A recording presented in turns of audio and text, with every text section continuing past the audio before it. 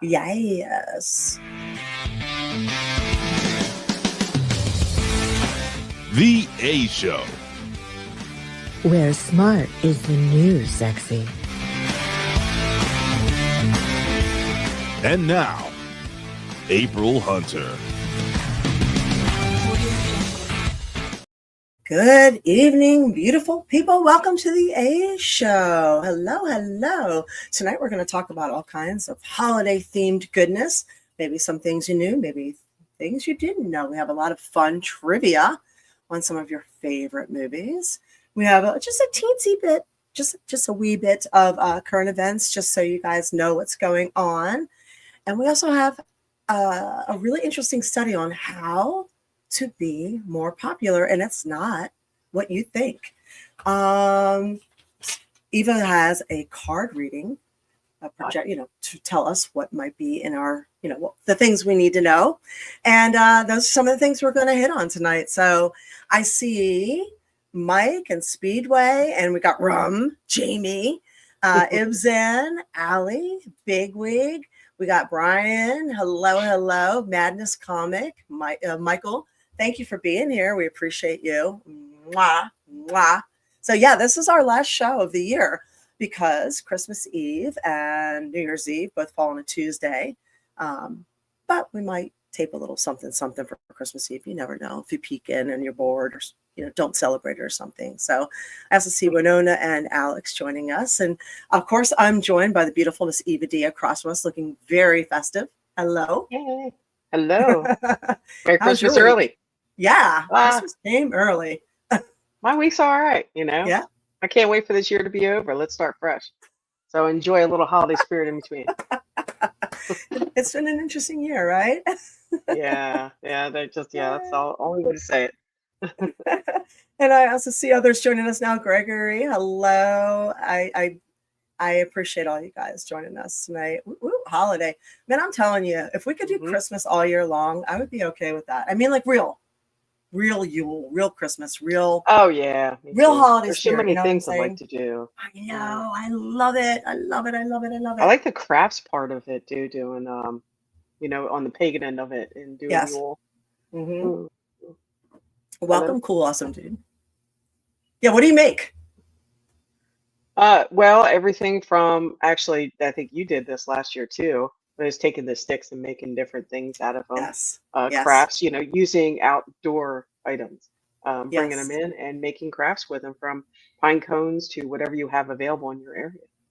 So you can hang them on your trees outside too. Yes. 1 year, and Mike, 1 year we because we have hurricane season literally up until the holidays, we did these little stars and we decorated them, and they were made from hurricane branches. So all the fallen trees, we made our Christmas decorations out of them. This year, I have some more so we can get ahead. Yeah. Yes. Oh, cool, awesome dude. Here you go. You throw some. There you go. Like, throw some Last biddies. chance. And throw some biddies. You get some titties. There you go. Throw a lot of biddies tonight. You won't get throw it your till biddies. January. Throw your biddies. This year, I'm seeing that Floridians are being super Floridians, and they're stacking up their sandbags and making them into snowmen. So Florida is like another country, and Floridians have a spirit I have never seen before. Yes. Props to you guys. I really appreciate it. Yeah, that's much better than seeing the sand snowman. Rather see sandbags. Yeah, sandbag snowmen. Alan, thanks for joining us. So one of the things we're going to cover that I thought was really interesting, and we're going to get to some holiday trivia very shortly, but I watched a really interesting podcast this week. I highly recommend Diary of a CEO if you haven't seen it. And one of the podcast topics this week was what's it called? Hang on. The science of people. And there was so much going on with it. I wish I could write it all down and listen to it for you. I mean, it's like over 3-hour podcast, but one of the things that a few things grabbed me that I wanted to share with you guys because it was so fascinating. I was like, oh, our people are going to want to know this. Right. So here's one of the things. It's a very intelligent woman, and her name is escaping me right now. Like I said, it's The Science of People on Diary of a CEO. And it's how it's our perception of what we think and how the littlest things matter in our energy and how things are contagious, et cetera, et cetera, et cetera. And it's a very interesting show. Thank you, Vanessa Van Edwards. Yes. Thanks, Eva. And she explains how we come off to people as more likable or a lot less likable without realizing it, and how to create charisma. It's not necessarily inherently there or not there. You can actually create it.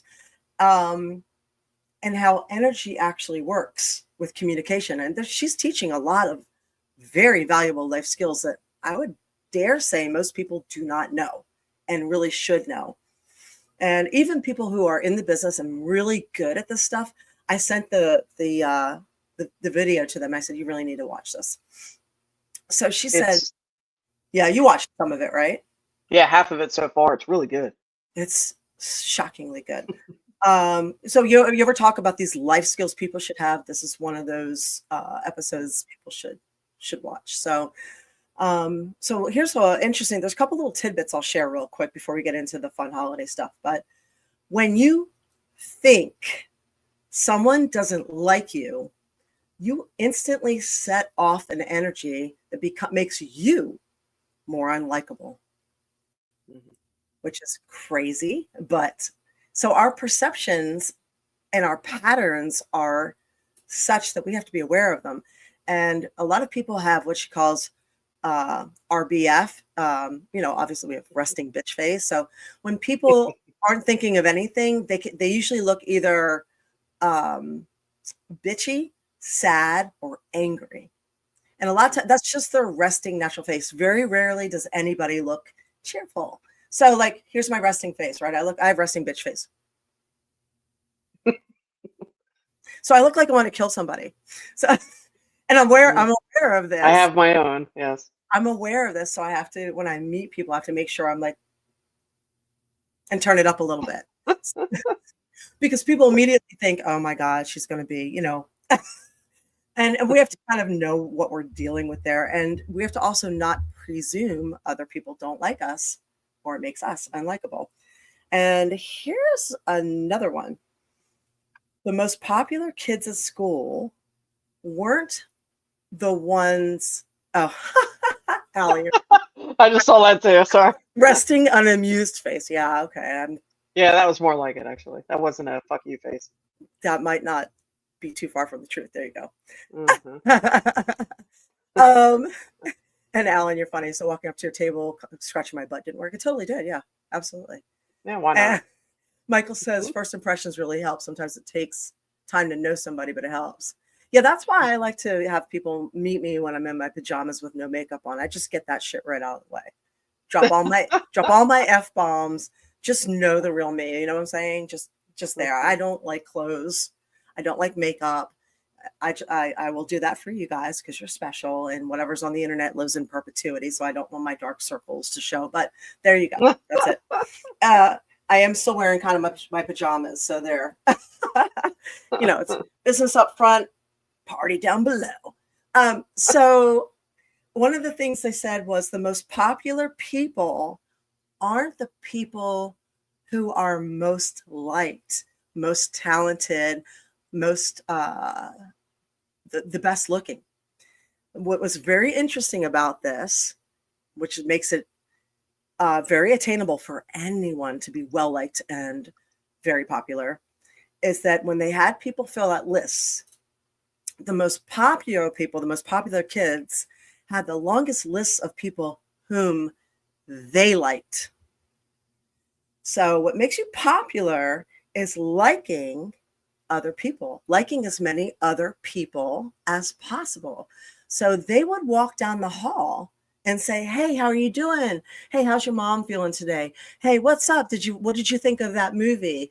And they would check in and touch base and say hi to people and make them realize, hey, I'm thinking of you. I saw that. I finally got a spatula, the one you were talking about. And like, they would make people feel seen and heard. Whereas if you feel that nobody likes you, if you feel alone, if you feel what's the word I'm looking for? No, it's not about flattery. Not really. No, This conversation. is different. It's about being Mm. genuine and actually liking people and saying hello. It's about connection, not flattery. Yeah, and building each other up. So if you feel that nobody likes you, nobody's going to like you. So Mhm. basically, you're a self-fulfilling prophecy. So if you feel people like you and you also like other people are going to like you. It's really that simple. So, you know how we go into the new year and we talk about we're going to do this and we're going to do that and everybody fails. Let's do this. Okay. Yes. Genuine love. Exactly. So thank you, Mike. No failure. Let's go in and try this. If you aren't making, and this is like also a key for making friends, go out of your way to touch base and connect with people genuinely, not flatter, just connect, be genuine. And yeah, Alan, I'm with you on that. Pet peeve, he says, passing someone down the hall saying hello and the other person glances away. A lot of people are very socially awkward, or maybe they're listening to somebody on the phone, or maybe they don't know how to respond, or maybe they're just ignorant fuckheads. I don't know, but don't take it personally. It's not you. So Sorry. if you want a friend, get a dog. No way, man. I got lots of friends and 2 dogs. So so that was one of the second thing I found the most interesting. Like as many people as possible. I mean, genuinely, aggressively like people. And, I was just thinking of you, or I know that you love horror films. Have you seen this documentary on Freddy versus Jason? Send a quick text, and you don't have to make it disingenuous. Make it for real. That type of thing. In the moment type of thing. And we all right. have a bad day, but you could always just say hi to somebody walking down the hall. Like they said, if they don't look back, it's just their fault. But at least you tried. Or so. Yeah. So. Or nod. It's anything. Whatever. It's a connection. It's an energy exchange. Yes. Energy matters. And Mike, we all have that. He says, I have a few family friends who I ignore because I feel the love isn't genuine. Just trying to be nosy, but I still love them. Yeah, we all have that. We have. There's a difference between relatives and family. So relatives or blood related family are the people who are actively in your life because they want to be there, and they're the ones that are good to you. And welcome, Wolf. Nice to see you. So hey, here's the this is live, so obviously. What's up, yo? Yeah. So here's the third thing that I thought was remarkable. They did studies on sweat. I had to say that like Jim Sweat. No, yeah. Well, no. What's his name? The Lucha show. Sweat. They did studies on sweat. I know. So they took people on the treadmill who were sweating and they gathered their sweat. This is a gross study kind of, but it was still very interesting. And then they gathered the sweat of the people who were going skydiving. Yeah. And they took those sweat samples and they tested them on random people, a group. So the people who smelled the treadmill sweat had no reaction. There was nothing. But those, I know, who got that job right? But here's the interesting part. Those who smelled the skydiving sweat, and again, they didn't know what they were smelling, their amygdala lit up, the part of the brain with fear, and they immediately felt fear. So that is interesting. This means you are contagious. We are contagious. People are contagious. So fear is contagious. So you can feel there's a chemical. There's this, and we like to pretend we're not animals, but we are. We can smell fear and know things without understanding how we know it. So we know when someone is inauthentic. We know when they're scared. We know when they have anxiety. We know, and trust your knowing because it's accurate. So I know Alan says it'd be interesting to have someone doing sex sweat. They probably have done that study. They're just not putting it. But yeah, pheromones. So fear is contagious. So be aware of that and always make the choice not to make choices in fear. Right. And Winona says, one of my biggest things is making things for people based on what I know they like. Yes. And I love that about you. And I love doing that too. I don't like to go into debt over Christmas, and I'd rather make things for people. It's more personable that way, actually. Yeah. Yeah, it really is. It really is. And I mean, look at all the time is a finite resource. We only get so much of it. So if you're spending time on somebody, making something for them, that's more valuable than money. Unless, of course, they really, really, really need something that involves money. So, right. So there's that. I just thought I would share that with you. I like that. Thank you. Yeah. No. I saw some so I did actually just immediately Google why not sex sweat study. And oh yeah, go have reading fun, you guys.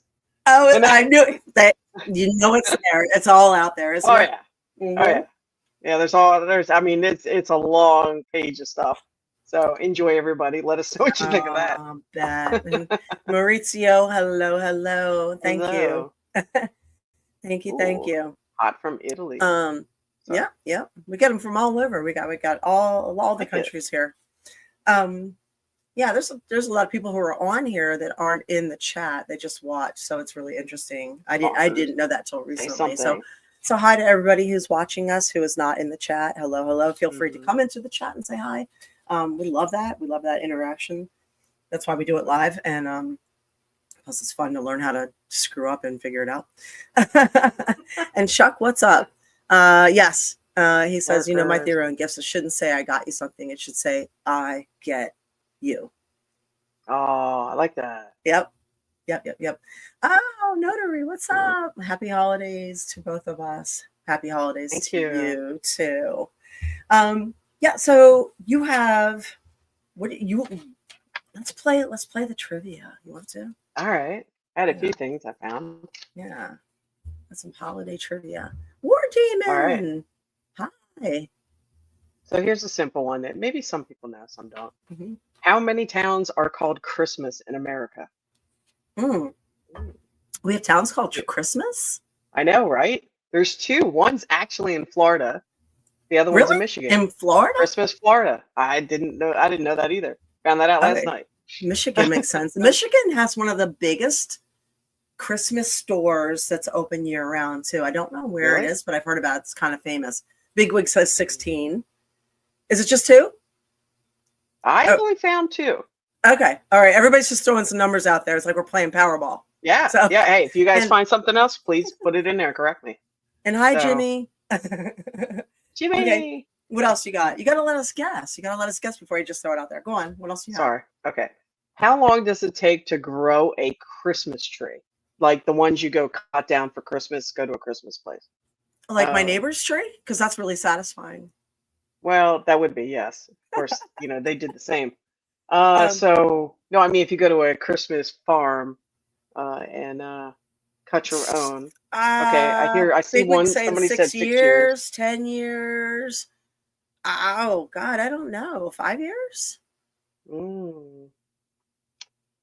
Actually, believe it or not, 15 years no to grow way. an average Christmas tree for your house. And then average meaning like 7 feet, 7 to 9 feet. Wow, that's a long time. I was surprised. I know, right? So, and then there was that shortage on trees. I heard like last year that there wasn't hardly any in the farms. So I wonder why. Yeah. Oh, Alan says my Charlie Brown tree 6 months. So, well, I have a Charlie Brown Christmas tree. I know a lot of people said to help out Western North Carolina, who is still struggling, by the way, but they're still having problems, to help them out by buying Christmas trees from them because there's so many. But you can't take that over state lines because you'll be introducing pests into other states that So Okay. there's a problem with that. We already Yeah, have so everything's gotta many be invasive inspected. species here, including northerners. So Somebody said that the Northerners, um, that the Christmas town is in Orange County, so that's got to be by Orlando somewhere. is it So I'll have okay? to look that up. Yeah, we also have Um, frost proof right. and Always wondered Winter about that one. Haven in Florida. Winter Right. Haven frost proof, and they're going to live up to their names because I am sweating balls today. It's like It's 80 hot. something degrees That's today. fun. This is I ridiculous. put the AC on before this. That was Yeah, the first time I I had the didn't. AC on I in a week. can't break down to do it. That's why I'm glistening with sweat right now. I refuse. If it wasn't for sitting in this little room where I had no ventilation, yeah, then yeah. I got 2 fans on me. This is bull shiza. Okay. Hey, at least Anyway, I'm not go in the closet like Colin. All on. right. Yeah, summer is back. 60 in Okay. almost New England? Are you kidding me? Really? Sorry. Jimmy's I saying am so 60. sorry for you. Whoa. Well, they're probably That's wild. appreciating that right now. Every time when I lived in New England, like the first snow always happened on October 31st. So the flurries would come. I'm thankful we got to see flurries not long ago. All right, here's another question. Okay. Which holiday plant is known as an aphrodisiac?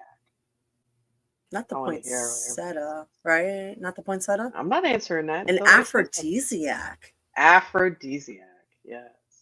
So obviously it'd be a plant Come you on, can everybody. eat. There's something in The there. eggnog plant, I think, right? The eggnog That's a plant? plant? The moonshine plant. The vodka plant. There you go. Mistletoe. Hey, Oh, mistletoe. Bigwig got it. It is mistletoe, yes.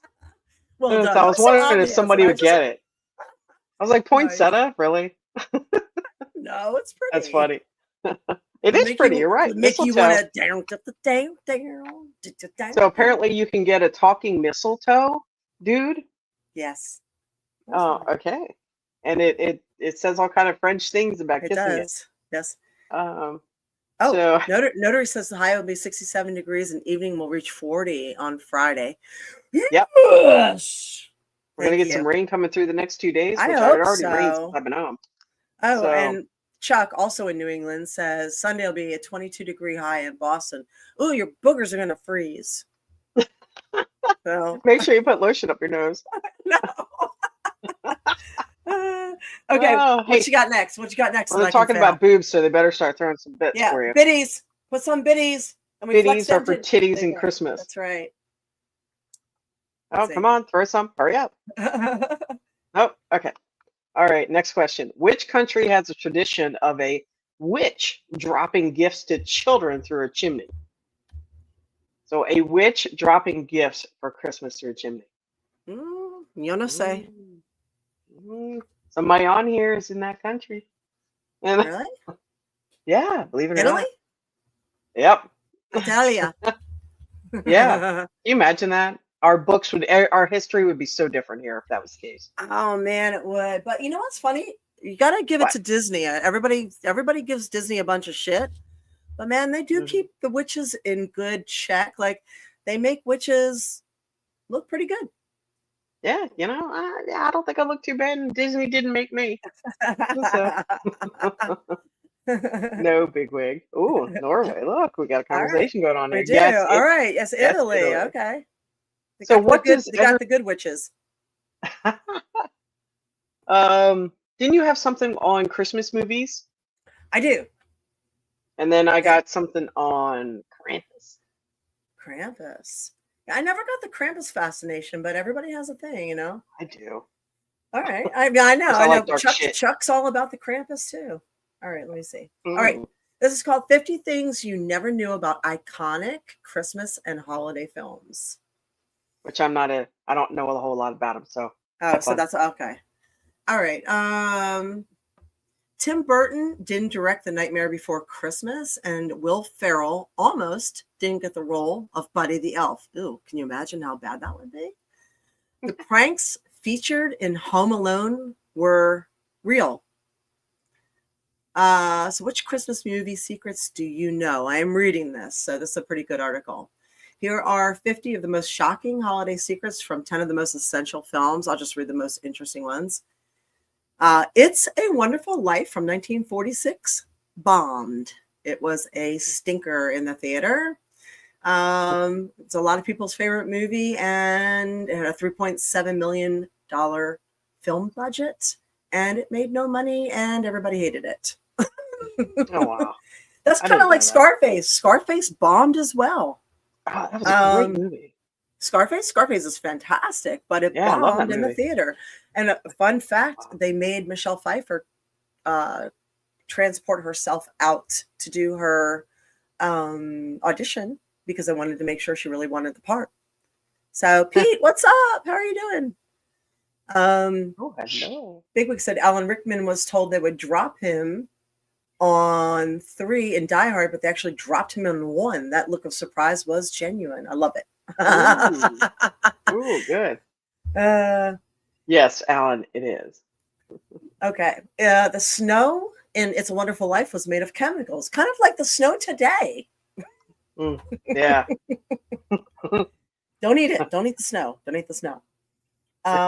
It's a Wonderful Life was filmed during an intense heat wave. Oh, imagine wearing all those clothes. Like they were wearing all the jackets and dressed so smart. People dressed so smart back then. Oh my God. The caps and the that fake thing and the this and the this. Oh my God. Yep. Yep. And I don't think they had air conditioning back then either. Oh, I hate when they have these little ads popping up everywhere. Get off my screen. I hate you. The grueling heat wave plaguing California during filming caused Jimmy Stewart to sweat, which you can see on camera. Filming took place in a large ranch in Encino, California, and one day of filming couldn't proceed due to the broiling conditions. The director gave the cast and crew the day off to recover before returning to the blazing ranch. And the slap scene in It's a Wonderful Life was also real. Oh. Method actors assume their roles long before shooting ever starts, and young George prevents his boss from poisoning his customers through medicine distribution in the scene. So, enraged, Mr. Gower strikes George upside the head. The smack draws blood in George's ear on film, and according to the actor who played George, that strike was actually genuine. Can you imagine that? The insurance clauses today? So, I wonder where all those clauses came from. Yeah, probably. Cauliflower ear from movies in the 1940s. So, yeah, I remember Festivus, that's for sure. And I think this is the last one. It's a Wonderful Life is based on a Christmas card. So that's inspirational. Yeah. Before the iconic movie dropped, It's a Wonderful Life was a book entitled The Greatest Gift, written by Philip Van Doren Stern. However, no publisher found interest in the novel, so he transformed the book into a Christmas card. At over 20 pages, a film producer, David Hempstead, saw an idea for a film blossoming within the card. There. So it's funny how something becomes iconic. I mean, imagine all the stuff they did for that and it bombed, and then they walk away feeling like a failure. And here we are generations later going, oh my God, that's our favorite. So, well, that was actually Jordan. a good question. Yeah, what's your favorite Christmas movie? Mine is the one we're going to talk about next, probably A Christmas Story, but I actually like a lot of the new ones. Like I just watched 8-Bit Christmas again. Really like that one, and Klaus. So I'm really enjoying some of the new ones. How about you? I do like the traditional ones of Gremlins and Die Hard. But what was that one that we watched last year that was And like Carry Dark On. Santa? Oh. Yeah, like the Dark Santa movie that was last year. That was Bad. No, not Bad Santa. I'm sorry. No. What was that one? I did watch that the other day. It was on Chuck's account. What was that Santa movie where the Santa killed everybody or whatever? Yeah. Sorry. No, not In Bruges. That's one of my favorites too. I love In Bruges.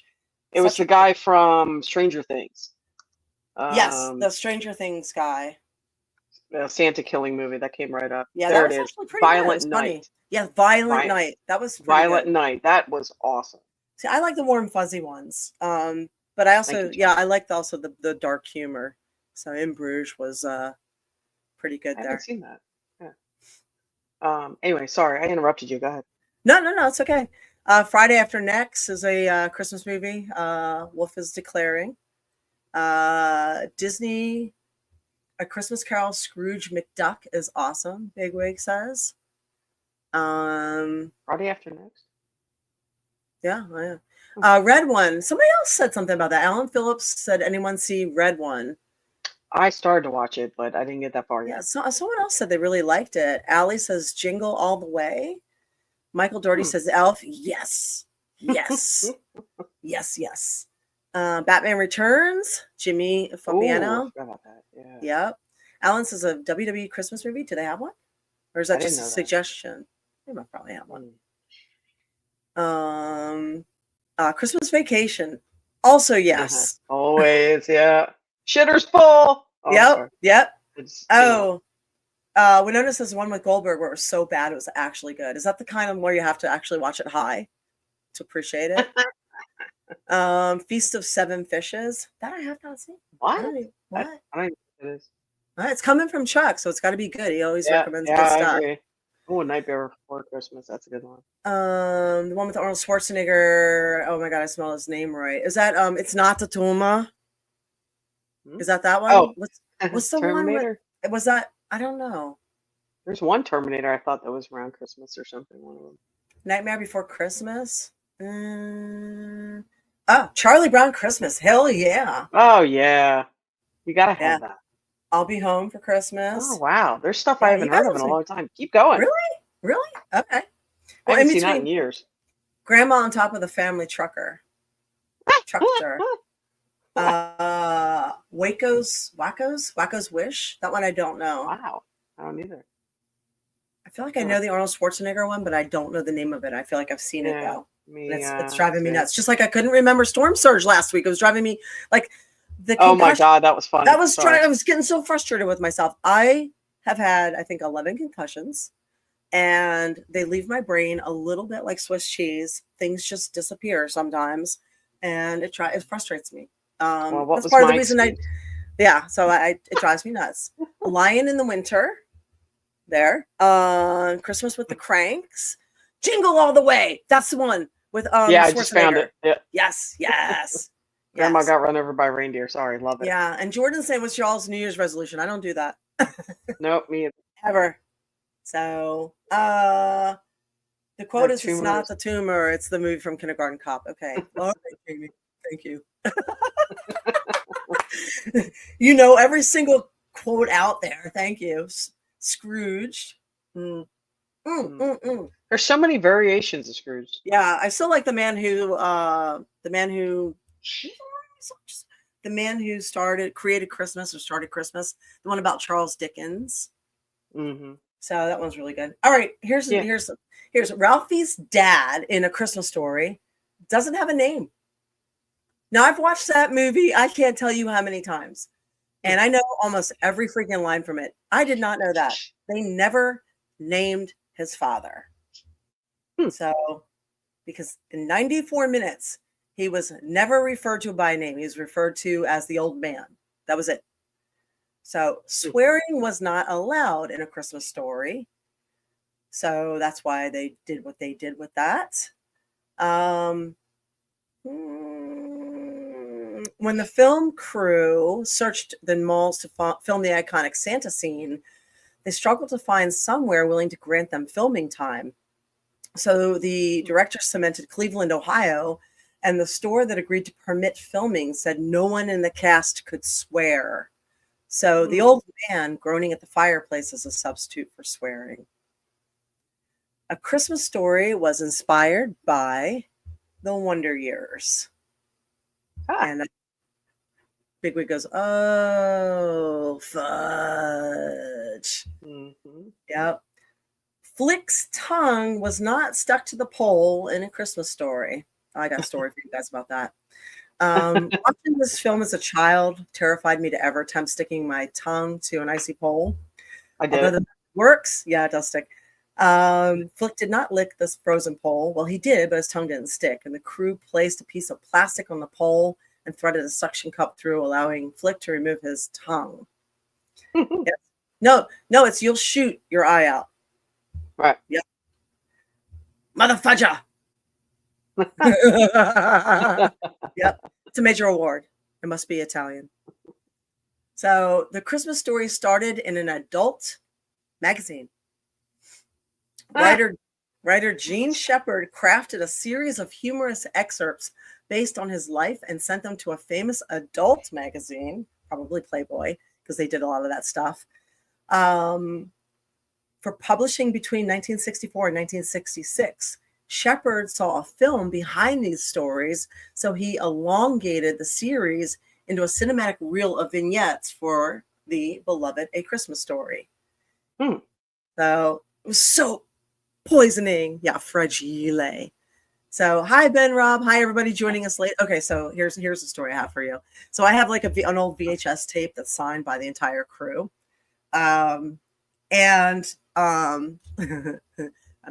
I shouldn't tell the story. So no, please do. Don't just give a little piece. I get to tell it all.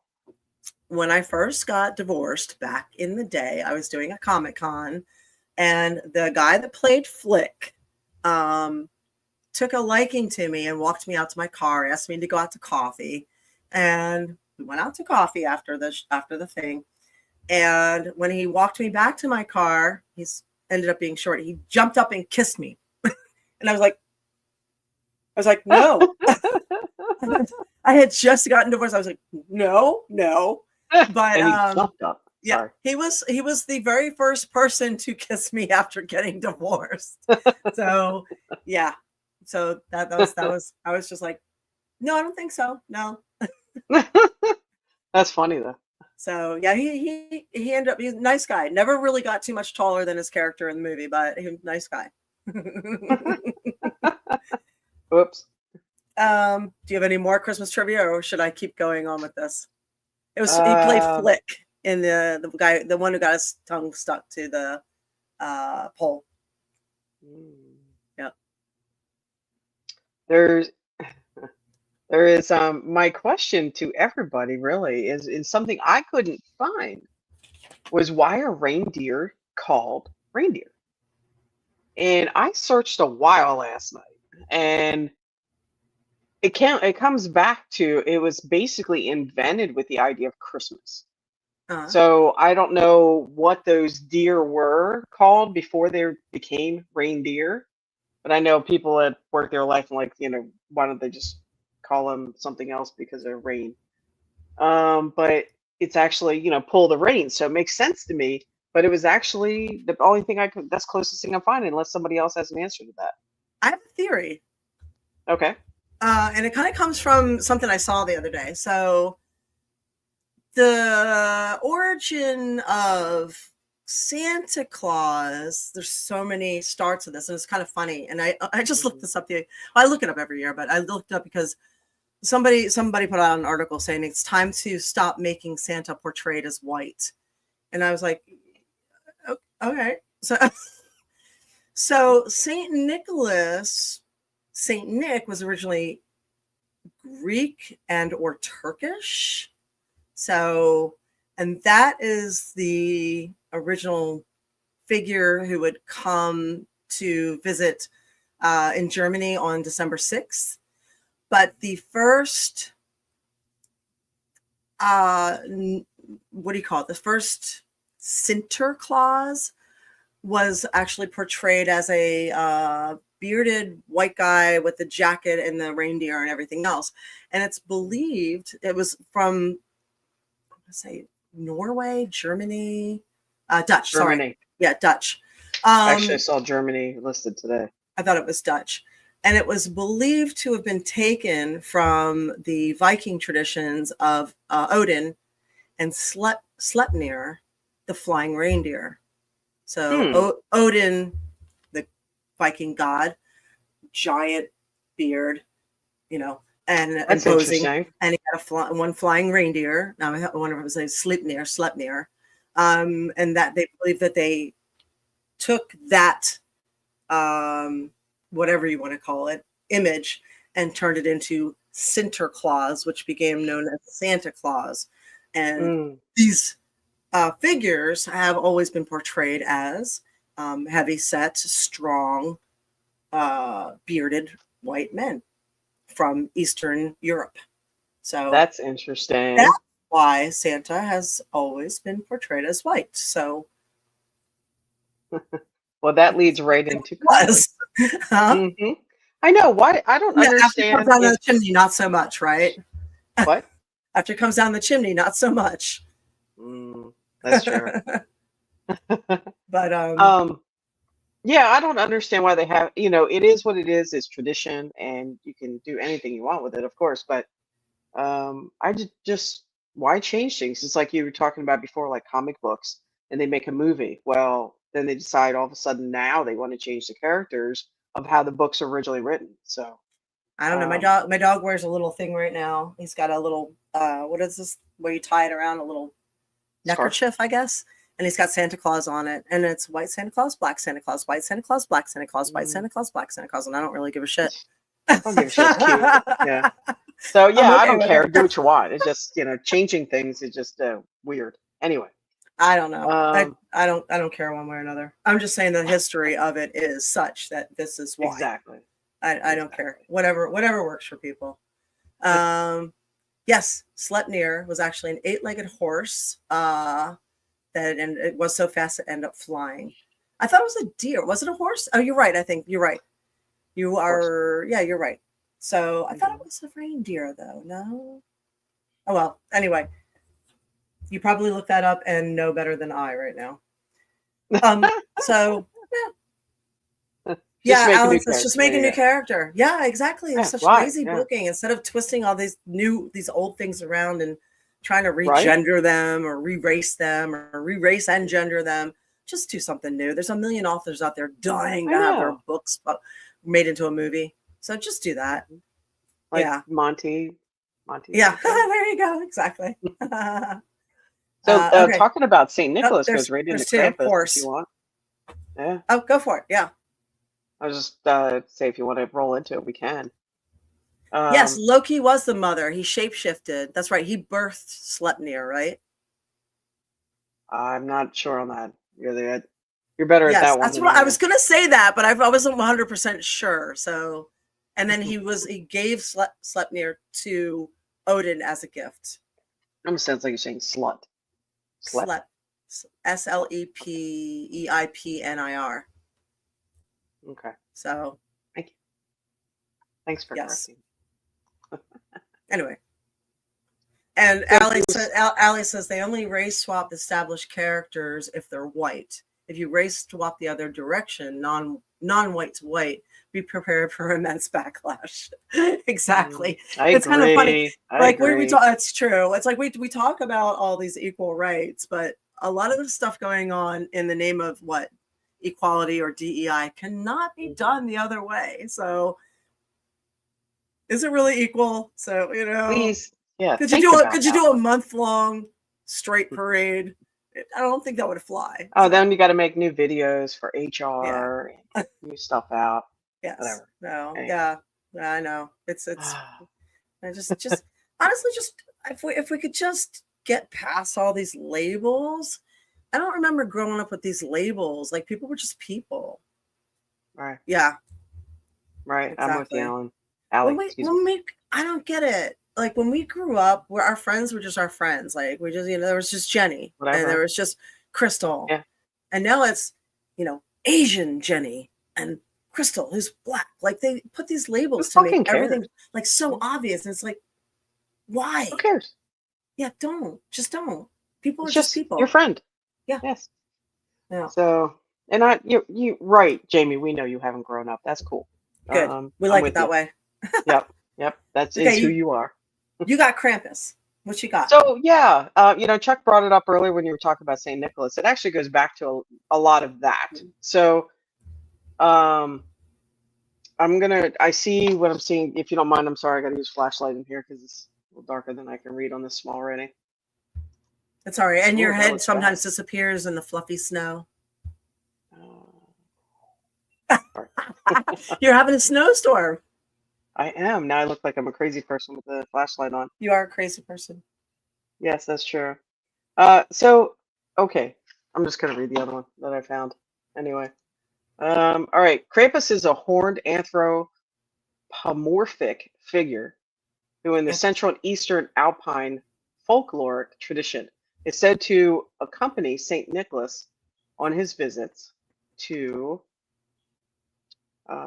feast on them. So, all right, to accompany Saint Nicholas to visit children during the night. So basically, when Saint Nicholas would come on the 6th, it would be like the night before. So Mhm. on the 5th of December, immediately before the feast of Saint Nicholas on the 6th, in the tradition, Saint Nicholas rewards well-behaved children with small gifts, which is where obviously Christmas. Right. Well, While didn't Krampus, Saint Nicholas and Krampus kind of partner up? So if the kids were bad, Krampus got those ones. Or am well, I thinking? yeah, Saint Nicholas was first, and then they figured if there's good, there has to be an evil. So somebody invented Krampus. That Krampus comes the night before and punishes the badly behaved ones with birch rods. The origin of the figure is unclear, but some people believe that it was as pre-Christian origins. And now, of course, we have parades and all kinds of things. And traditionally, it's supposed to be a man, and it's supposed to attempt to scare people into being good. So I know, like, we grew up different with our traditions in America of getting coal and things like that if you were bad or Santa didn't bring you gifts.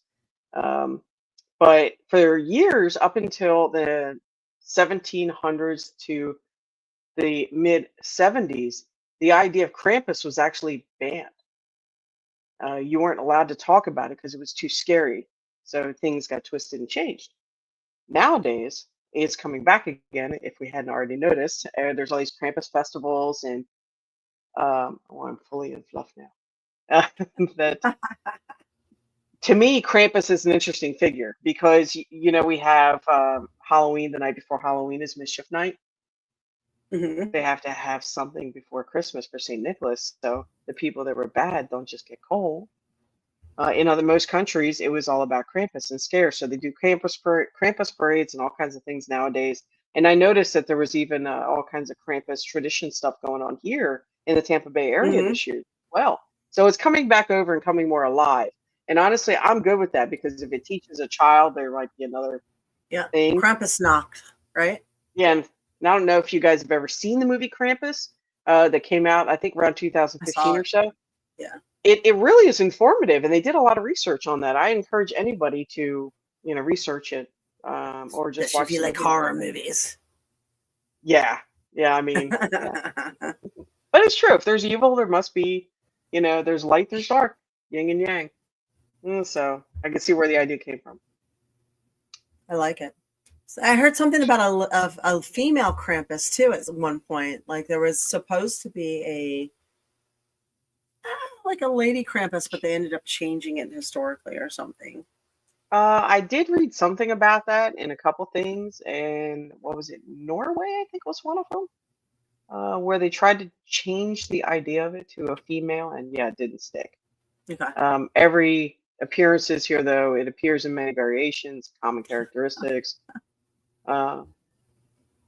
It's basically a horse on 2 feet, really, an ugly horse Okay. on 2 feet who carries a birch stick. And of course, or takes the children away, kidnaps your child. That was the other one too. That's right. In some countries, that they actually would threaten that they'll come down the chimney and steal the child before Saint Nicholas comes if you're bad, which is even scarier than being whipped with a birch stick, I think. Well, we've all been whipped with sticks, belts, fly swatters, wooden spoons, the occasional shoe, sometimes a hanger. Yeah, I'd rather have that than to be stolen. Yes, being taken away by a horned, in some religions, a horned god, but not where Krampus is. But anyway, yeah, the interesting where Christmas has come from. You know a lot about the history of how it got started as well through paganism. So Yeah, I'm dying. Winona, was it Winona? Marvelous Wolf goes, I just had an ad pop up asking me if I know what it takes to make my partner squirt. This reminds me, we just watched. Oh my God, yeah. What comedian was that? You guys have to I don't know. Oh man, I don't remember now. It was fucking hysterical. It's called Beautiful Dogs. On Netflix. The comedy show is called Beautiful Dogs. It's an Irish name, but he's American. Oh God, it was so fucking out funny. there, and it there's was like hysterical. a whole entire skit on that, and it's so funny. So Wolf and everybody, you know, you have to just watch that. Beautiful Dogs. All right, Netflix. You're welcome. Anyway, Yes. Be Winona prepared to I think laugh. it was the old show Tales from the Dark Side that did an Oh, episode based on Krampus. I didn't know that. I'll have to look that up. Um, Tales from the Dark Side. yeah, Ben Robb says my mom's weapon of choice is a wooden spoon. Still, oh, your mom's a badass, huh? Yep. Yeah, I remember my dad having us go get the belt. Like we could go pick our own belt. It was like, oh man, you'd labor over which one was going to hurt the least. And he's like, get out here. And you're like, fuck. My dad had paddles with holes in it. Each one had our name on it. Wow, And, our school had that. Oh, really? Yeah. Well, I know we had paddles in school. Corporal punishment at my school. Like yeah, they still do in Florida. They still do it in Florida. Yeah, so I don't know. yeah, I know, right? Chuck said there was a Krampus episode on the TV show. I do remember that. I love that show, Graham. Yep. The belt is scary. Yeah. Yep. I think the paddle was worse for me. And yeah, it hurts, especially if they miss and they get the back of your legs, motherfuckers. But I'll tell you what, that fear. I always said this with wrestling. Pain is a great teacher, because you can tell a child 7 times, "Don't touch the stove. Don't touch the stove. The stove is hot. Don't touch the stove. Don't touch the stove. The stove's hot." The kid touches the stove and gets burned. He's like, "Oh," and that's it. He's learned the stove is hot, and he's not touching that stove again. So you can try and talk all you want. Sometimes you need pain to be the teacher. And as whatever you want to call that, unfortunately, it's the truth. And wrestling embraced that to teach people how to be safe in the ring. So if you were doing stupid things where you were endangering people, you got to be the person doing 100 push-ups or running drills till you threw up, you know. And I strongly advise parents to use that. So if you have the kind of punishment where, you know, taking away a phone or having somebody do timeout doesn't work, make them run drills so they throw up, or do 100 push-ups or 100 crunches right then and there. Yeah. And Shane Gillis, yes, Marvelous Wolf, that is the one. Shane Gillis, Beautiful Dogs, you will die laughing. Can I answer that question if you don't mind? Which? On the Florida. Yeah.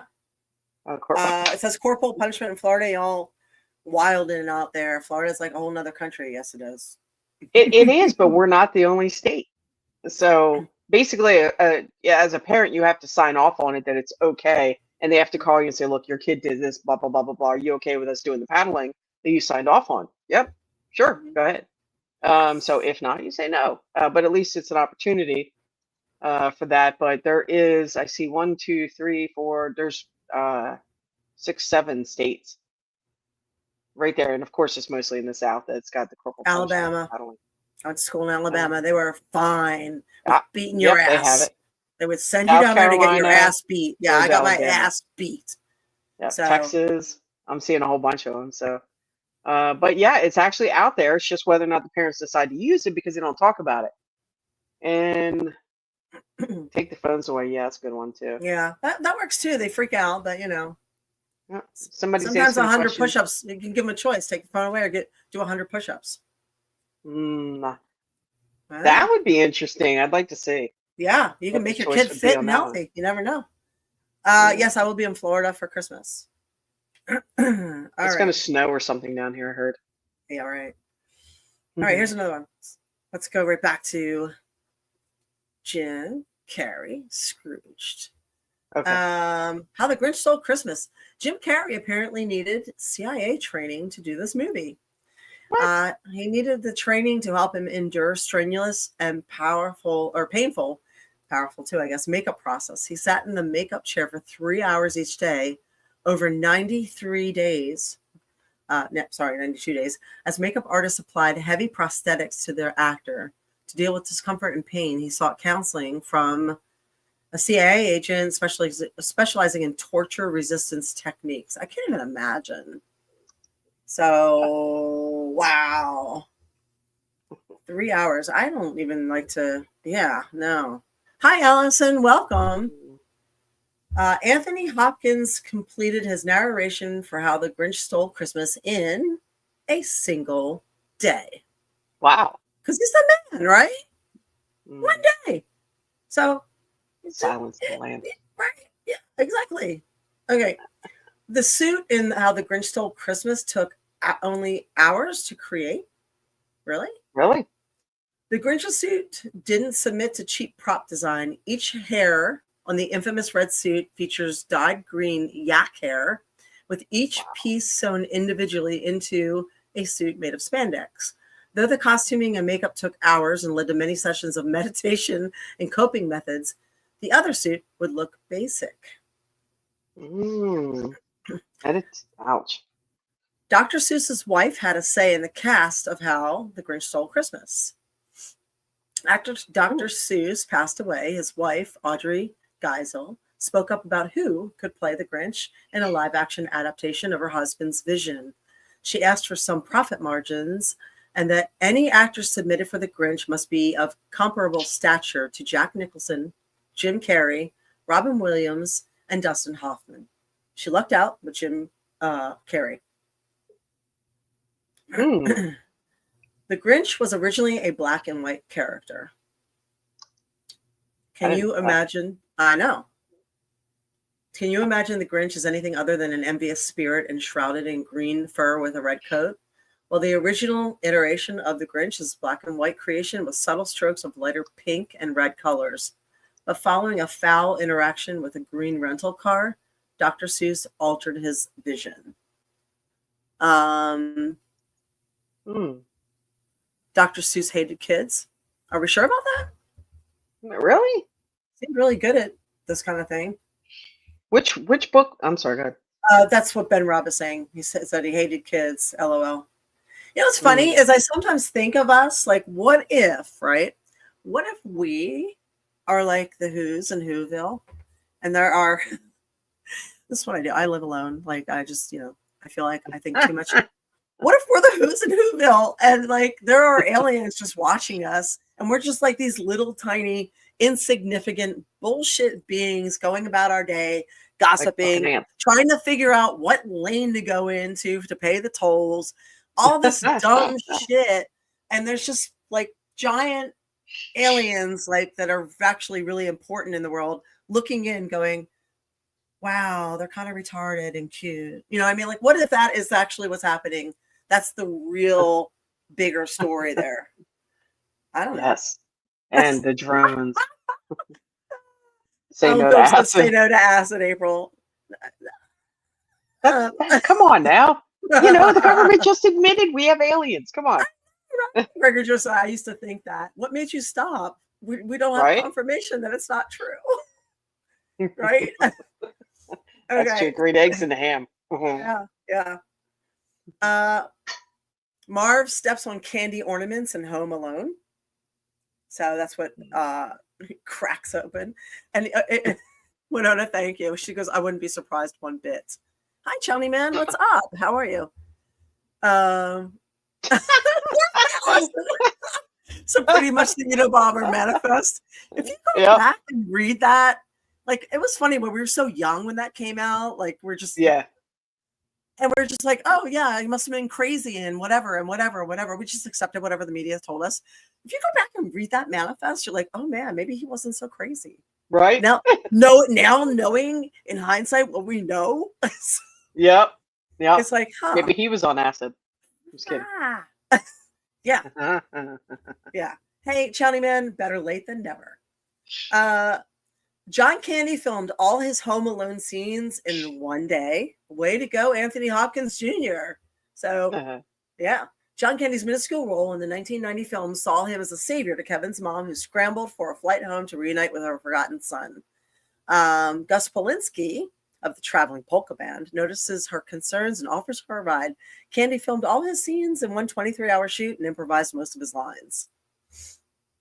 The spider take in Home Alone is real, but the scream is not.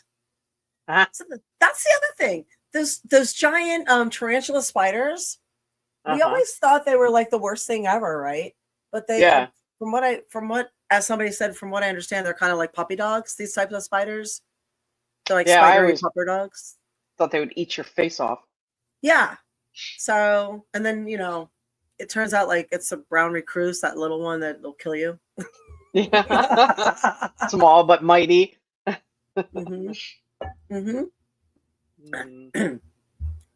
Winona says, "I think they're just meant to sit back and observe until you fuck with us and take it too far." I like Oh it. yeah. Oh yeah. Let's see what else. We were talking about The Nightmare Before Christmas. The Nightmare Before Christmas had 24 shots per second. It was a stop motion, and it's usually a nightmare to deal with. But each clay figure sits in a different position to evoke movement. 24 frames per second fill the screen, sorry. Meaning each character takes on 24 different placements each second. Crew members dealt with 110,000 placements for the 76-minute runtime. Wow, that's a whole new respect for that. Yeah.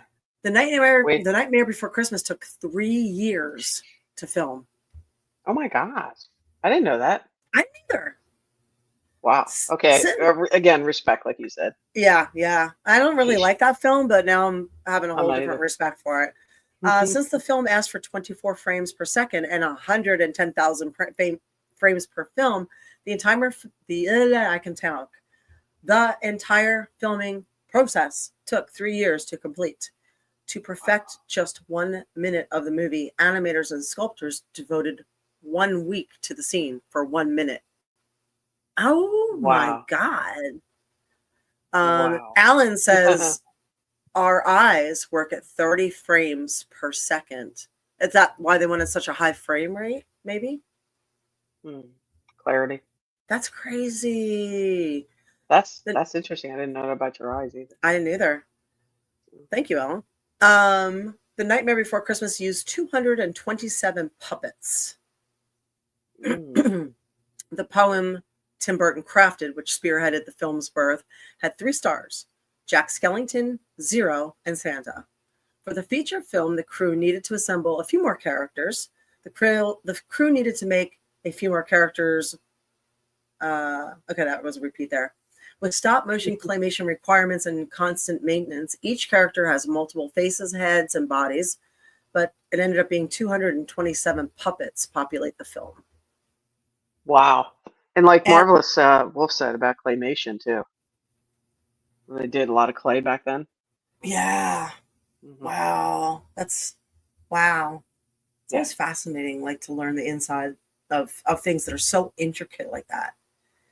And The Nightmare Before Christmas started as a TV special. He believed his vision would work best as a TV special, as an annual ode to Christmas Day. He began pitching television outlets in 1973, 20 years before the film came out, and no one took the bait. So he opted for a different route and formulated an idea to make the poem into a movie, and it came out in 1993. That's crazy. See, don't quit. Don't quit. If you have a vision and you have a feeling and you think you can make it, don't quit. Right. All right, Rudolph the Red-Nosed Reindeer. Oh, also one of my favorites. We forgot that one. That one's amazing. Japanese studios animated Rudolph the Red-Nosed Reindeer from 1964. They had like good years. They had all those really good animated things in the 60s and 70s that lived on in infamy. Well, not infamy, famey, just famey. Just famey. The studios behind Rudolph the Red-Nosed Reindeer worked with the Japanese studios for their expertise in the stop-motion field. The Japanese animators treated Rudolph's story with an animagic movement or an animation style using wood and felt to bring the vision to life. Wow. Rudolph the Red-Nosed Reindeer took 18 months to film. 18 months. I could see that. Yeah. It's like doing 1 page at a time back then. Yeah. 18 months to craft a 55-minute long special about a misfit reindeer, which still is applicable.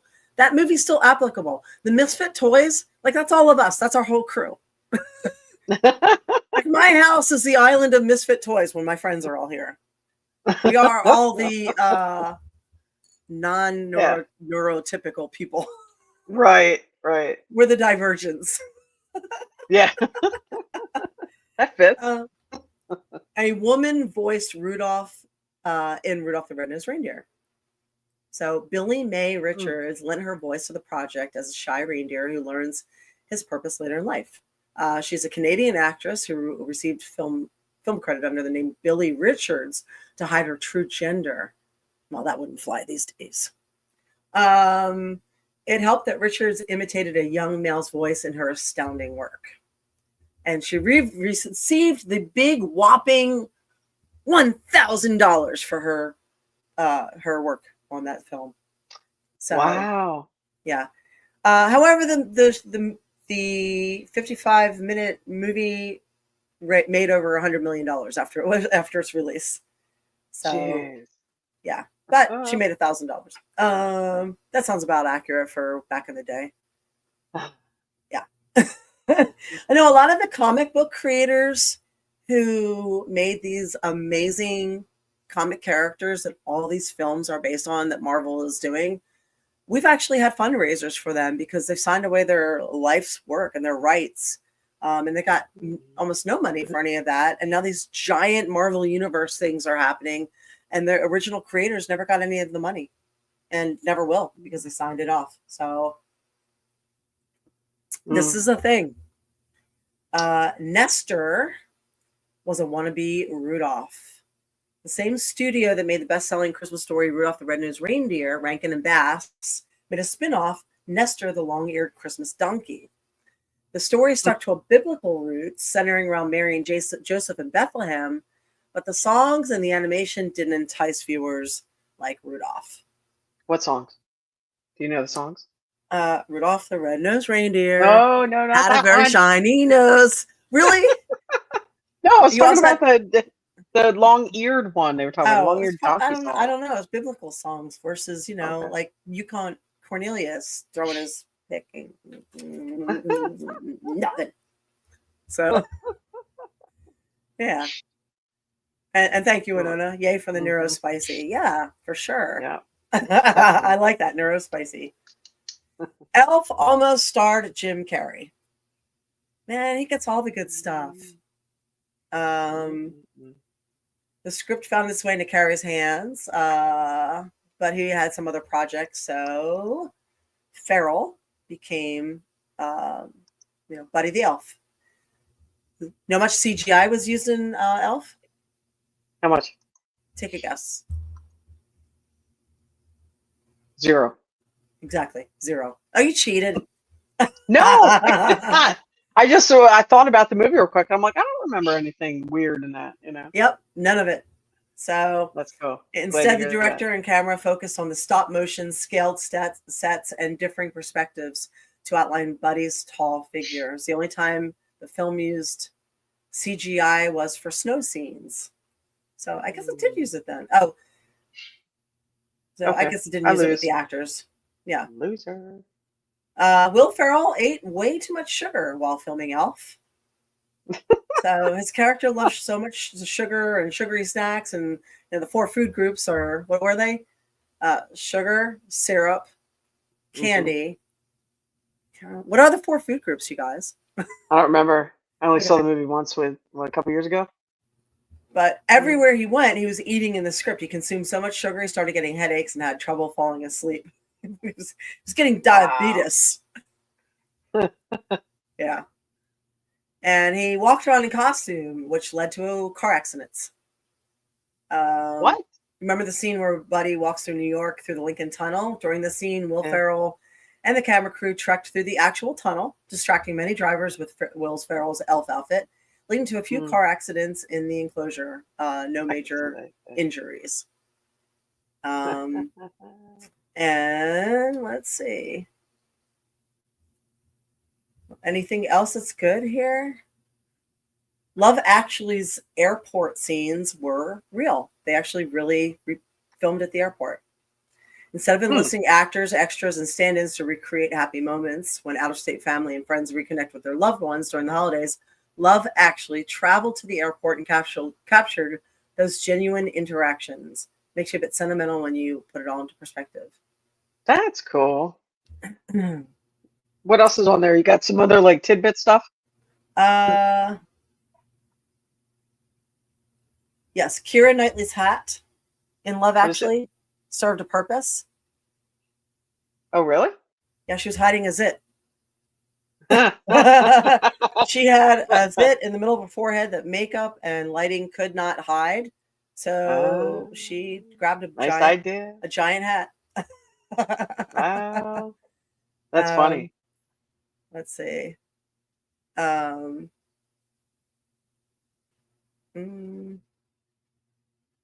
let me see these other ones. Request from your. Oh, well, throw some biddies, and I will shake those titties for I you. know the way it works. Yep. There Buy you them biddies and throw them. go. What else you got There you there? go. I got one more thing too. Go ahead. We talked about the elf on a shelf thing, right? Yep. Like, where did it come from? Why is it so big? Yeah, it must have been a hell of a zit, right, Alan? So I kind of did a quick overview about it. There was a book written in 2005 that was self-published called Elf on the Shelf: A Christmas Tradition. And that's kind of where it came from. It came from an elf doll and explained that the elves are Santa's spies who report back to him on children's behavior, which, yes, actually that's how it's supposed to be, right? And the tradition gained popularity when Jennifer Gardner was photographed carrying a book kit in 2007 as the Elf on the Shelf. So it made its first appearance on a balloon in Macy's Thanksgiving Parade 2012, and there it went. Then it started taking off. So if I understand Elf on the Shelf, it's supposed to be from the day after Christmas to Christmas Day, quarantine elf, where they have all these, where, yes, they goes around, and of course the parents end up being responsible when they get an elf on the shelf of making sure the kid does no harm to it, and it moves around, and I don't know, it's kind of funny actually, but Okay. So anyway, it makes for good memes for adults. It really does. I've seen some amazing ones. So Some very perverted stuff. my favorite one is the elf sitting at a well, putting the lotion in a basket with the Barbie doll down at the bottom. And he's sitting there with like the dog. the one I sent you with the guy from not Ghostbusters. What's the other movie we just went and saw? Beetlejuice. Where you got they got Elf on the Shelf guy all wrapped up and being put into a fire, and he's being put in by Jason from Friday the 13th and Beetlejuice. So anyway, there's creativity for adults there to do that with their children. So I think it's more of an adult thing than a kid's thing, to be honest with you. I dig it. So, my opinion, I don't know shit. But I wanted to mention, we're going to go on to you reading your cards, and I wanted to run down a couple of real quick news things you should know about. But I want to mention that I'm going to be back in Tampa Bay at Tampa Bay Screams on January 19th, I believe, 19th.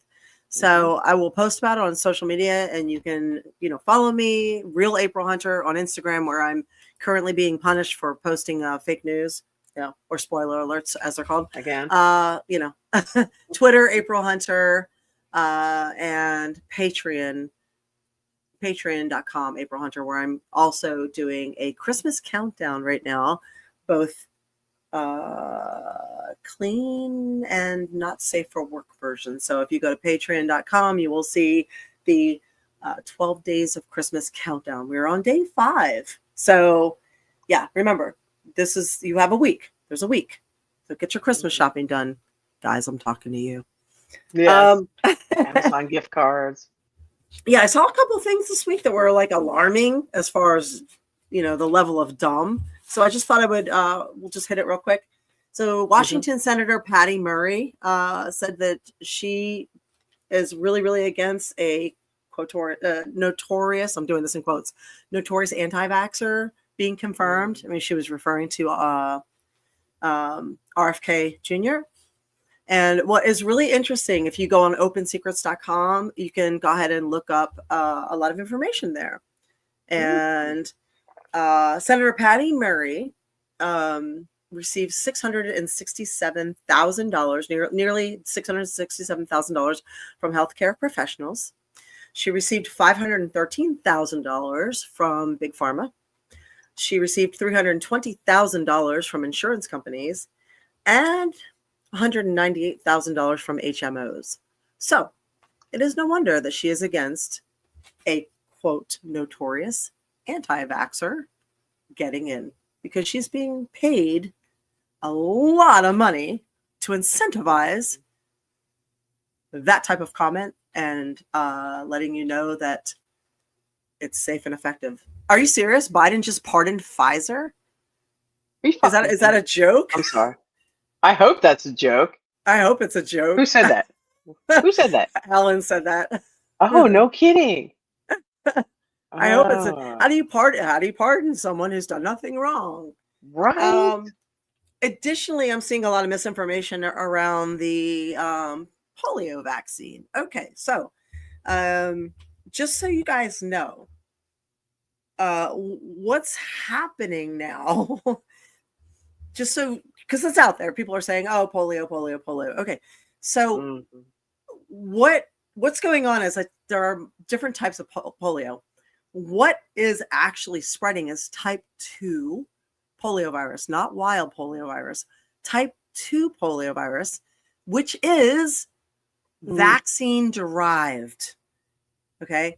This means that it was vaccine created. You took the vaccine, you get polio. And this is a global issue. It's going on everywhere, and it's spreading because of vaccines. And if you go and do a search and go onto the WHO website, they will confirm this. Okay, so for people that are remember like, a few years ago, they were saying that couldn't possibly happen. Yeah, it has spread, and and this is dangerous. So they have confirmed that the polio vaccine has created a type 2 polio epidemic that is spreading, and for some reason, people here are spreading propaganda and bad information about the vaccines, particularly COVID vaccine, polio vaccine. You don't want that, okay? Vaccines don't necessarily save lives, not anymore, not with everything we know. And if you are truly, truly researching, then you are being real cautious in this department. You do what works best for you. And like RFK even said, he's never going to ban vaccines. He just wants more thorough testing done and people to have more fully informed consent. And I think that's a really good idea too. You should also know what's going on.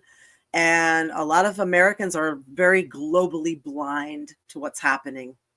Very globally blind. So there's no excuse for the ignorance. All you do, click and do a search and you can find it. So we have people out there who have a lot of money and a lot of voice putting bad things out there. So that's some of the things you should know. Was there something else too?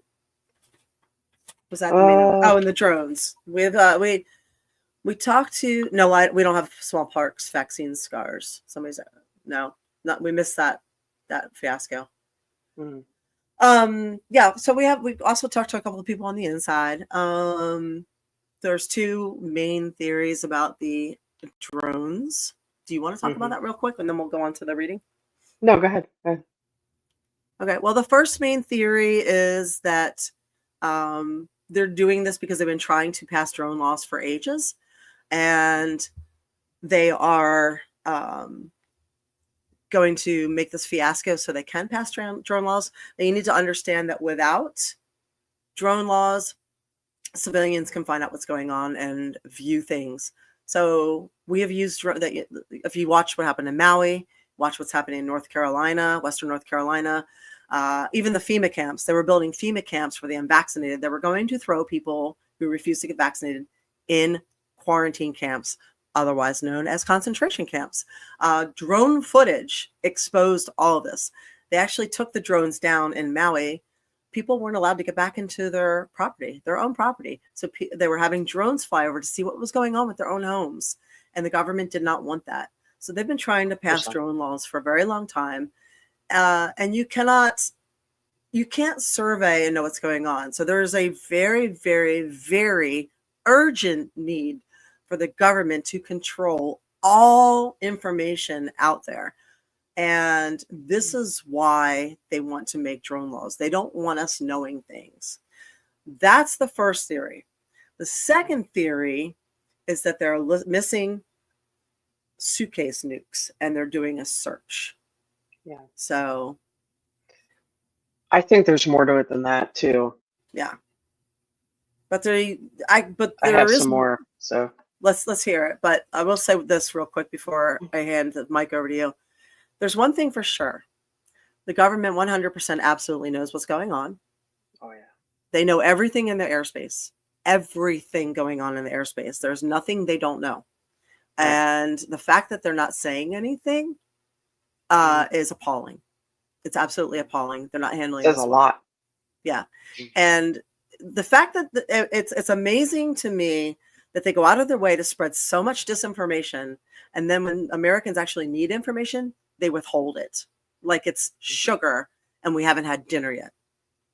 Yeah. So, and that's how they treat us. They treat us like a bunch of fucking kids who can't be trusted to have any real information. And we need to sit down and eat our dinner before we can have any information. And then we haven't eaten enough, so we can't have any information. And then when they leave it to us to come up with our own theories, then they have the audacity to call us conspiracy theorists. Right. There's so much attention to this now. And then remove our information and censor it. So, yeah. Anyway. Well, I thought it was just a few. I was reading today, actually. It's been in Florida as well. And so they are, I know they say some of them are manned, some are not, blah, blah, blah.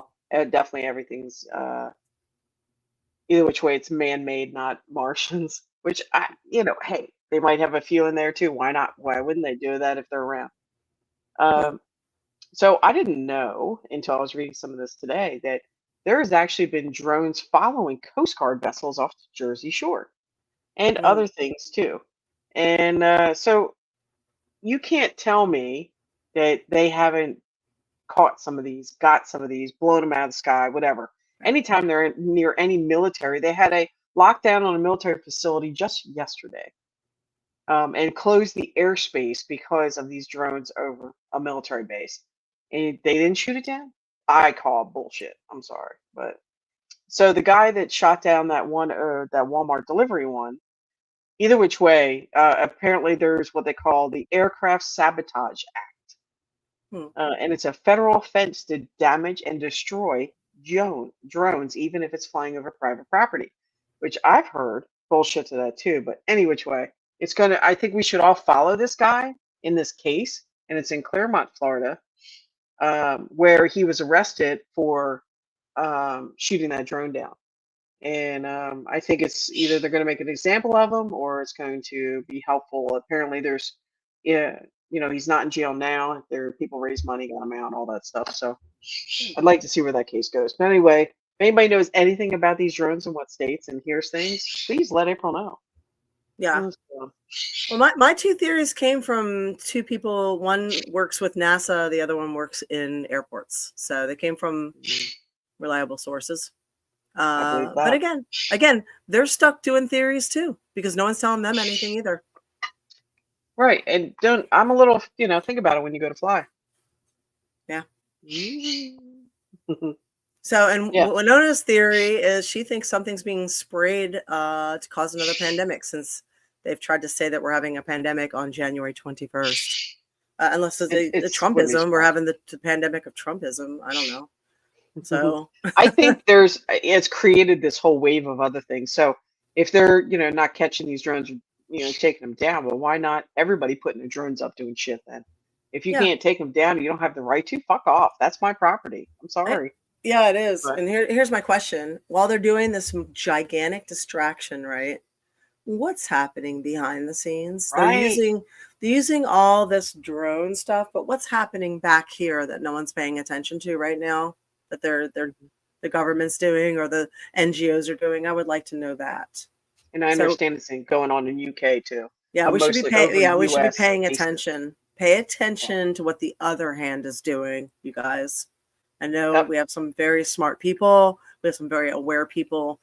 Always be looking behind the man in the curtain, the man behind the curtain, because there's a lot more. True.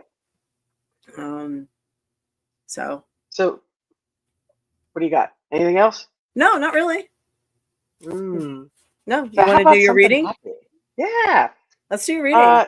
So we got Christmas next week, and then we got New Year's falls in the middle of the week, Yeah. and so I thought I have a deck of cards, Oracle cards that are Colette Baron Reed. Woo! Okay, that just went out there. They're map cards. So I thought about, well, hey, wouldn't everybody want to know, like, where's it going? Yeah. Where's the world going? And I what wanna do know we where it's have to going. look forward to in January for all of us smart people here? And yeah, and you're right. Why not? Everybody wants a pardon. I'd like a pardon too for some of the stuff I did when I was a kid. I'm not getting a pardon. They said I'm a misinformation spreader, and all my feeds are moved lower now. Well, you know what? Start liking and looking for April's feeds and Yes, sharing them. please do. It will help me tremendously. I appreciate Like her that. on YouTube, follow her. Go Mhm, look it up. If you don't see something from her, you can't say she hasn't posted. Go to her page and look, mhm. because there'll probably be 10 posts that you haven't seen then. Yeah, I appreciate so that. anyway, Thank you. You're welcome, because what you say is accurate and you know the information. So what I'm doing as we're talking is I'm just actually shuffling this deck. Want me to sing And- a Christmas carol while you're shuffling? Yes, because I suck at that. So please do. Okay. Let's see. Oh, I'll sing you a Christmas song, you guys, and then don't. Yeah, I'm not a singer. You better watch out. You better not cry. You better not pout. I'm telling you why. Santa Claus is coming to town. you He's making a list. He's checking it twice. Gonna find out who's naughty and nice. We're nice, right? We're nice. Yeah. Yes, absolutely. Santa Claus is coming to town. He sees you when you're sleeping. That's kind of creepy. He knows when you're awake. He knows if you've been bad or good. So be good for fuck's sake. Oh, you better watch out. You better not cry. You better not pout. I'm telling you why. Santa Claus is coming to town. All right. Oh, how'd she do? Throw the bits. Throw the bits. Last chance you'll get to see that before the first of the year. That was good. Thank you for doing Thank you, that. Allie. Thank you. I appreciate it. So while she was doing that, I actually was I shuffled and I pulled 3 cards. All right. And Resident so psychic. What have we got? What have we got for our Well- upcoming? Tell us what your map. and cards this are is about. kind of fitting. I know my background sucks. There it is. It's called is that? Hold Magic it up. Prayer. What is it?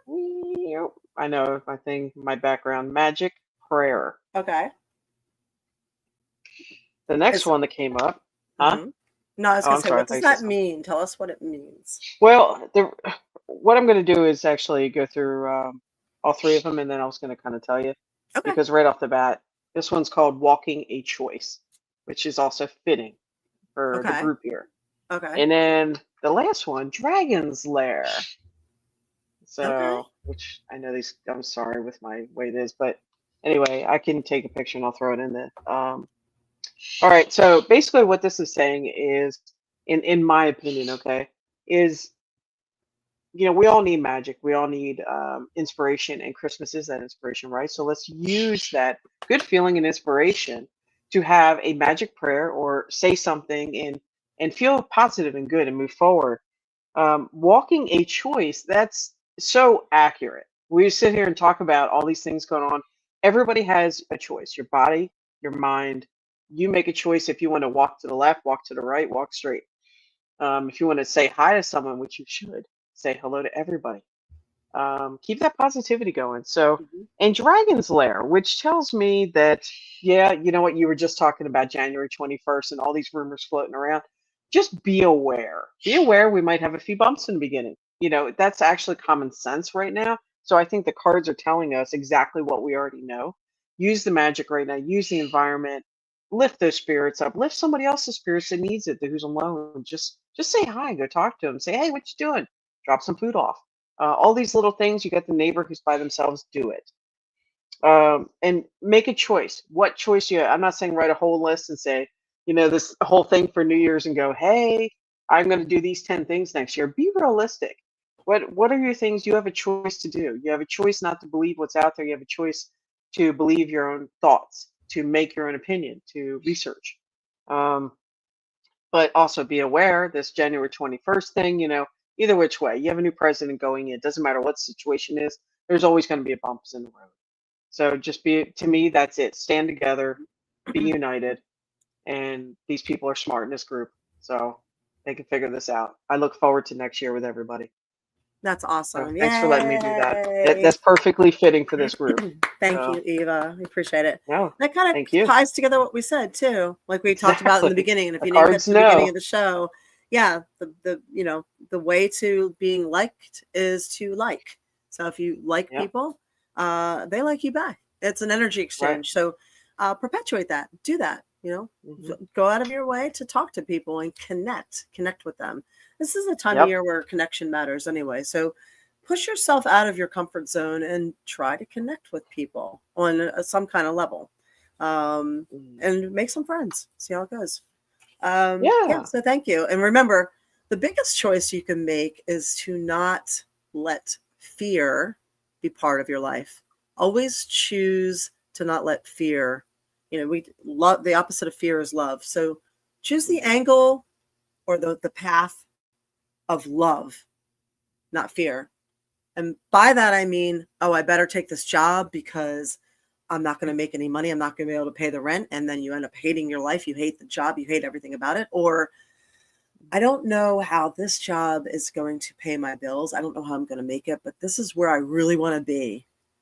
You take that route and the energy will draw you the money. It will make things work for you. That's what I mean. Right. Choose the path of love, not fear. So that's it. That's what I got. So this is our last show for the year. So thank you for being a part of our bells jingling. So we appreciate it. Thank you. Thank you. Thank you. Thank you. Thank you. Thank you. Thank you. Thank you. There you go. D's nuts on a roasting on an open fire and all of that. So as Allie says, so Alan, did someone step on a cat? Yeah, exactly. And this is why I don't sing for a living. Yeah. This is why I punch people. Everybody should be punched in the face. Yeah, exactly. Wait. So I punch people in the face. What's the other advice? Don't put it down. Put it away. Remember, my fellow ADHD people, don't put it down. Put it away. Do not put it down. Put it away. Do not put it down. Put it away. We love you. Happy Christmas. Mwah. Thank you for being here. And we will adjourn. Is it that though? Am I saying that right? Adjourn? We will adjourn now and convene later. I said it wrong last week. So you would never know that I'm an author. So Alex, everybody, have a good night. We love you. Mwah. Bye. Merry Christmas. There you go.